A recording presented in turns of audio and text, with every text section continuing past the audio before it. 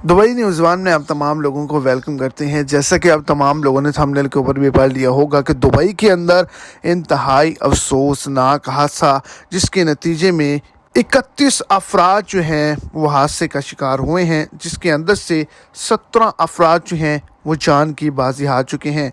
Dubai government की जानिब से एक बड़ी रिपोर्ट को भी जारी किया गया है। तो इसी हवाले से आगे चल के मुकम्मल तर डिटेल्स आपको इसी शॉर्ट सी वीडियो के अंदर मिल जाएंगी। वीडियो को एंड तक लाजमी तौर पर देखें ताकि आपको तमाम डिटेल की अच्छे से समझ आ जाए। और अगर इस चैनल पर आप फर्स्ट टाइम हैं तो लाजमी से चैनल को सब्सक्राइब करें, इस वीडियो को लाइक करें और अपने दोस्तों तक इसको ज़्यादा से ज़्यादा शेयर करें। तो आपको बताता चलूँ कि दुबई में सन 2019 में जो बस एक्सीडेंट हुआ था उसमें ज़ख्मी होने वाले शख्स को 5 मिलियन दिरहम जो है वो दिए गए हैं। ड्राइवर की गफलत की वजह से ओमान से दुबई जाने वाली बस जो है वो हादसे का शिकार हुई थी, जिसके नतीजे में 31 मुसाफिर जो हैं वो हादसे का शिकार हुए थे। 17 अफराद जिंदगी की बाजी हार चुके थे। बताया जा रहा है कि 17 अफराद में से 12 अफराद जो हैं वो भारतीय शहरी थे। और इसके अलावा ये बताया जा रहा है कि एक 20 साल नौजवान जो था वो इंजीनियरिंग का तालिब इल्म था, जिसको बतौर मुआवजा 5 मिलियन दिरहम जो है वो अदा किए गए हैं।